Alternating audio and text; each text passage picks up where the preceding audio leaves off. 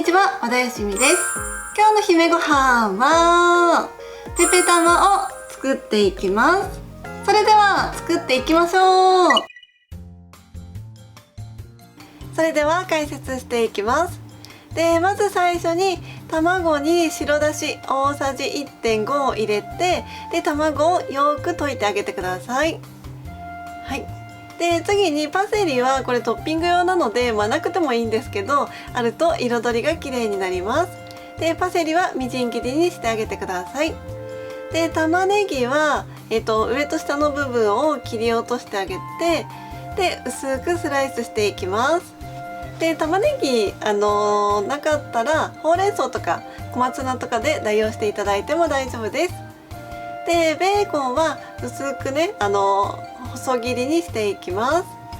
にんにくはみじん切りにしてあげて、あと鷹の爪も輪切りにしていくんですけど、そのペペロンチーノの最後に卵を混ぜ込むような感じのレシピになっております。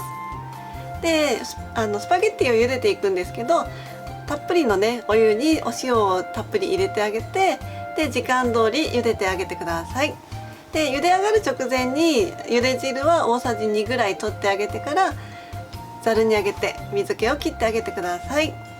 炒めていくんですけど、フライパンにオリーブオイルとまずにんにく鷹の爪を入れて、にんにくの色が変わってきたらベーコンと玉ねぎを入れて炒めてあげてください。ここで茹で汁を加えて軽くね乳化白っぽくなるまで混ぜてあげて、パスタを合わせて、パスタ入れたら火を止めて卵を入れてあげてください。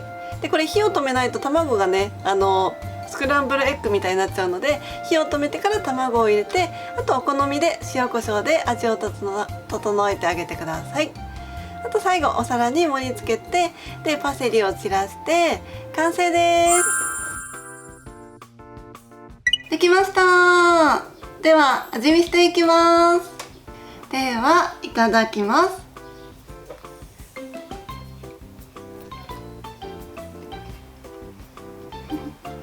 ベーコンとかニンニクのしっかりした味わいに白だしの和風の味付けが加わってとっても美味しいと思います。卵が入ることによってより全体的にねまろやかに仕上がっているのでおすすめです。ぜひ作ってみてください。最後まで動画をご覧いただきましてありがとうございます。チャンネル登録よろしくお願いします。そして姫ごはんの公式 LINE アットが始まりました。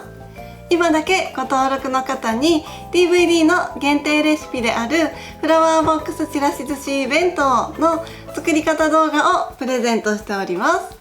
詳しくはコメント欄にリンクを載せておきますので、ぜひぜひご登録いただけると嬉しいです。それではまたお会いしましょう。さようなら。